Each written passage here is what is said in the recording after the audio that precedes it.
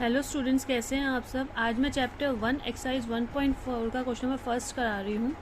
इसके अंदर कहा गया है कि हमें बिना डिवाइड करे बताना है कि रैशनल नंबर जो है वो टर्मिनेटिंग डेसिमल एक्सपेंशन है, non terminating repeating decimal expansion है।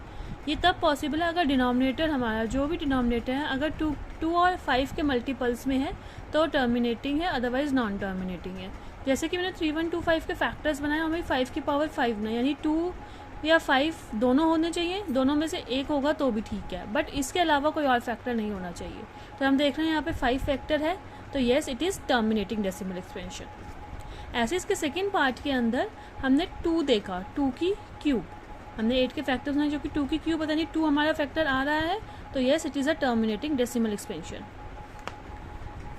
सिमिलरली इसके थर्ड पार्ट में अगर हम देखते हैं 455 के फैक्टर्स में तो 7 एंड 13 भी आ गया, तो यहाँ पे 2 और 5 के अलावा भी आ गया, तो it is not in the form of 2n and 5n, तो ये टर्मिनेटिंग नहीं है, ये non terminating repeating decimal expansion है। सिमिलरली इसके नेक्स्ट पार्ट के अंदर 1600 के हमने फैक्टर्स बनाए जो कि 2 और 5 की ही फॉर्म में आए हैं, चाहे पावर्स डिफरेंट है बट 2 एंड 5 की फॉर्म में आए, इसके अलावा कोई और फैक्टर नहीं है, तो yes it is a terminating decimal expansion.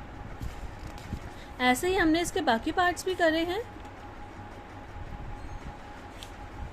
जैसे कि इसके नेक्स्ट पार्ट के अंदर कह रहा है 343, हमें पता है 7 का क्यूब होता है, यानी 2 एंड 5 नहीं है, इसके अंदर 7 है, तो yes it is a non terminating repeating.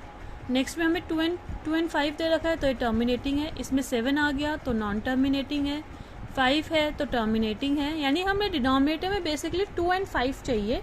अगर 2 एंड 5 आ रहा है तो येस इट इज़ टर्मिनेटिंग, और अगर नहीं आ रहा, कोई और टर्म आ गई, 3 आ गई, 4 आ गई, 3 आ गई, 5 आ गई, 7 आ गई, 3 एंड 7 आ गई, तो ये क्या हो जाएगा, नॉन टर्मिनेटिंग एंड रिपीटिंग।